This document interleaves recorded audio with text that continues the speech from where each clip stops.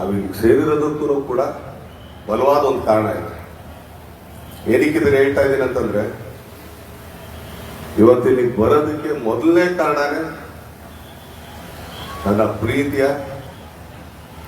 ಅಣ್ಣನ್ಕಿಂತ ಹೆಚ್ಚಾಗಿ ಇನ್ನೇನೇ ಪದ ಹೇಳಿದ್ರು ತುಂಬಾ ಕಮ್ಮಿನೇ.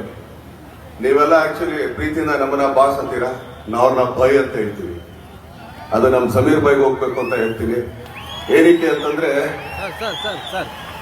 ಹೇಳ್ತೀನಿ ಕೇಳ್ರಿ. ಏನಕ್ಕೆ ಅಂತಂದ್ರೆ ಯಾರ ಹತ್ರ ಅಷ್ಟು ಬೇಗ ನಾನು ಸೋಲಲ್ಲ.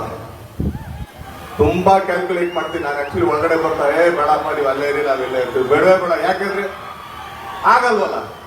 ಯಾಕಂದ್ರೆ ನಮ್ದು ಏಕ್ ಮಾಡಿ ದೋತುಗಳು ಅಲ್ಲೇ ಹೇಳ್ಬಿಟ್ಟು ಅಲ್ಲೇ ಹೋಗ್ಬಿಟ್ಟಿರ್ತೀವಿ ನಾವು. ಯಾರು ಸಿಗ್ತೀರಿ, ಓಕೆ ಯಾರು ಈ ಡೋ ಆಡಕ್ ನಮಗ್ ಬರಲ್ಲ.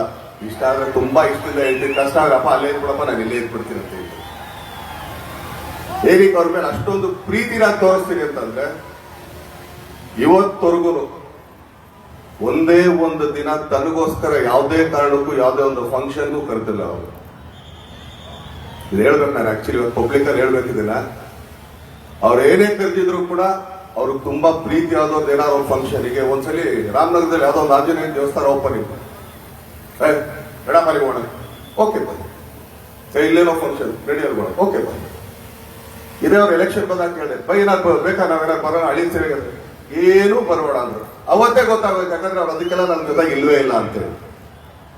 ಯಾಕಂದ್ರೆ ನಾವು ತುಂಬಾ ಜನ ಕ್ಯಾಂಪೇನ್ಗಳು ಮಾಡಿದೀವಿ. ಅವ್ರು ಗೆದ್ದ ಮೇಲೋ ಅಥವಾ ಸೋತ್ ಮೇಲೋ ಆಮೇಲೆ ನಮ್ಗೆ ಕೂಡ ತಿರುಗಿ ನೋಡದೇ ಇರೋದು. ಅವ್ರು ಒಂದೇ ಒಂದಿನ ನಾನು ಯಾವುದೇ ಕ್ಯಾಂಪೇನಿಂಗ್ ಮಾಡಿಲ್ಲ, ಅವ್ರು ಯಾವುದೇ ಒಂದು ರಾಜಕೀಯ ಕೆಲ್ಸಕ್ಕೆ ನಾನು ಹೋಗ್ಲಿಲ್ಲ.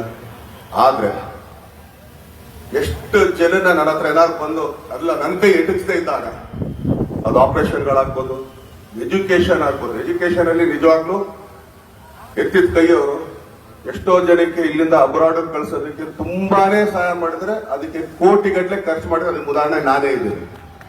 ಯಾಕಂದ್ರೆ ನನ್ನ ಕೈ ಅಫೋರ್ಡ್ ಮಾಡಕ್ ಆಗ್ಲಿಲ್ಲ ಅಂದಾಗ, ಬೈ ಹುಡುಗ ತುಂಬಾ ಚೆನ್ನಾಗಿ ಓದ್ತಾರೆ, ಇವ್ರು ಇಲ್ಲೆಲ್ಲ ಒಂದ್ ಕಡೆ ಎಷ್ಟು ವರ್ಷ ಓದ್ತಾರ, 3 ವರ್ಷನ, 3 ವರ್ಷಕ್ಕೆ ಎಷ್ಟು ಅಲ್ಲೇ ಲೆಕ್ಕ ಅಲ್ಲೇ ಕೊಟ್ಟು ತಗೊಂಡೋಗಿಲ್ಲ ಅಂತ ಅನ್ಬೇಡ. ಯಾಕಂದ್ರೆ ಇನ್ನೊಂದ್ಸಲಿ ಬರ್ಬಾಡಾಗಿಲ್ಲ ಅಂತ ಆ ತರದೊಂದು ಗುಣ ಇರೋಂಥ ವ್ಯಕ್ತಿ ಅವರು. ಅದಾದ್ಮೇಲೆ ಬಿಡ್ರಿ, ಇವತ್ತೊಂದು ಹೇಳ್ತೀನಿ, ಇನ್ನೊಂದು ತುಂಬಾನೇ ಹೇಳ್ಬೇಕಿದ್ರಲ್ಲ, ಯಾಕಂದ್ರೆ ಗೊತ್ತಾಗಲ್ಲ ಅಂತ ಹೇಳಿ. ನನ್ನ ಸ್ನೇಹಿತ ಒಬ್ಬ ಮನೋಯಪ್ಪ ಅಂತಿದ್ದಾರೆ, ಮಡಿಕೇರಿಯಲ್ಲಿ ಒಂದು ಯಾವ್ದೋ ಒಂದು ದೇವಸ್ಥಾನ. ಈಗ ಅವ್ರ ದೇವಸ್ಥಾನದ ವಿಷಯ ಹೇಳಿದಾಗ ನಾನು ಹೇಳಂಗೆ, ನಾವು ಯಾವ್ದೋ ಒಂದು ಮಂಡ್ಯ ಫಂಕ್ಷನ್ಗೆ ಸುಮಾರು ಜನ ಅವತ್ತು ನಮ್ಮ ಮನೇಲಿ ಎಲ್ಲ ಕಲಾವಿದ್ರು ಎಲ್ಲ ನಾವೆಲ್ಲ ಫ್ರೆಂಡ್ಸ್ ಎಲ್ಲ ಇದ್ವಿ. ಅವ್ನು ಹೇಳ್ದ, ಗುರು ನಂದು ದೇವಸ್ಥಾನ ಹಿಂಗೆ ಸ್ವಲ್ಪ ಏನಾದ್ರು ಜೀರ್ಣೋದ್ಧಾರ ಮಾಡೋದಕ್ಕೆ, ಯಾಕಂದ್ರೆ ಇಲ್ಲಿಂದ ನಮ್ಗೆ ಸಪೋರ್ಟ್ ಸಿಗ್ತಲ್ಲ ಅಂತ. ಅದಕ್ಕೆ ಮೊದಲನೇ ಸಲಿ ಕೂಗಾಕಿದ್ದೆ ಅವ್ರ ಮಗ ಜಾಯಿದ್. ಅಣ್ಣ ನನ್ನ ಕಡೆ 5 ಲಕ್ಷ ಅಂದ. ಅವನೇ ಫಸ್ಟ್ ತಂದ್ಕೊಟ್ಟಿದ್ದ ಅಲ್ಲಿಗೆ. ನಾನು ಅವ್ನ ಮನುಗೆ ಹೇಳಿದೆ, ನೋಡು ಚಿನ್ನ, ಈ ಬರ್ಸ್ತಿರಲ್ಲ ನೀವು ಬೋರ್ಡ್ ಮೇಲೆ, ಫಸ್ಟ್ ಜಾಯಿದ್ ಖಾನ್ ಅಂತ ಬರ್ಸು, 5 ಲಕ್ಷ ಅಂತ ಬರ್ಸು, ಆಮೇಲೆ ಮಿಕ್ಕಿದವ್ರ ಹೆಸರೆಲ್ಲ ಬರ್ಸು ಅಂತ. ಇವತ್ತು ಆ ದೇವಸ್ಥಾನ ಕಂಪ್ಲೀಟ್ ಆಯ್ತು, ತುಂಬಾ ಚೆನ್ನಾಗಿದೆ. ಅದಕ್ಕೆ ಯಾಕಂದ್ರೆ ತಂದೆ ಮಕ್ಕಳು ನಾನು ಹೇಳ್ತಾರೆ, ಯಾಕಂದ್ರೆ ಅಂಥವ್ರ ಕೈಯಲ್ಲಿ ನಾವಿದ್ದೀವಿ, ಅವ್ರು ನಮ್ ಜೊತೆಗಿದ್ದಾರೆ ಅನ್ನೋದೇ ದೊಡ್ಡದು. ಸೊ ಇವತ್ತು ಅವ್ರು ಇಲ್ಲಿ ಕರೆದಿದ್ದು ಕೂಡ ಮೊದಲನೇದಾಗ ಅವ್ರು ಬೇಕಾದ್ರೆ ನಿನ್ನೆ ಫೋನ್ ಮಾಡಿ ಇವತ್ತು ಬಾ ಅಂತಿದ್ರು ಬರ್ತಿದ್ರು, ಏನೇ ಕೆಲಸ ಇದ್ರೆ. ಯಾಕಂದ್ರೆ ನಾನು ಯಾವುದೇ ಕೆಲಸ ಇದ್ರು ಕೂಡ ಒಂದು ಕಾರ್ಯ ಮಾತ್ರ ಅವತ್ತೊಂದು ದಿನ ನಾನು ಎಲ್ಲೂ ಬರಲ್ಲ ಅಂತ ಹೇಳ್ತೀನಿ. ಅದು ನಮ್ಮ ತಂದೆ ಕಾರ್ಯ, ವರ್ಷಕ್ಕೊಂದ್ಸಲಿ ಮಾಡೋದು. ಅವತ್ತೊಂದು ದಿನ ಮಾತ್ರ ನಾನು ಯಾರೇ ಇದ್ದರೂ ಬರೋಣ ಅಂತೀನಿ. ಇವತ್ತು ನಾನು ಕಾರ್ಯ ಇದ್ದಿದ್ರು ಕೂಡ ನಾಳೆ ಮಾಡ್ಕೊಡೋ, ಇವತ್ತು ಔಟ್ ಬರೋಣ, ಯಾಕಂದ್ರೆ ಬೈಕ್ ಕರೆದಿರೋದೇ ಫಸ್ಟ್ ಟೈಮ್ ಅಂತ. ಸೊ ಅಂತ ಒಂದು ಬಾಂಧವ್ಯ ನಮ್ದು ಅವ್ರದ್ದು. ಸೊ ಅವ್ರಿಗೆ ಭಗವಂತ ಹಿಂಗೆ ಇದೇ ರೀತಿ ಎಲ್ರಿಗೂ ಸಹಾಯ ಮಾಡೋ ಅಂತ ಒಂದು ಹಸ್ತ ಹಾಕೊಡ್ಲಿ. ಆದ್ರೆ ಮಾಡಿದ್ದೆಲ್ಲೂ ಹೇಳೋದು ಇಲ್ಲ. ಇದಕ್ಕೆ ನಾನು ಅವ್ರನ್ನ ತುಂಬಾ ಇಷ್ಟಪಡೋದು.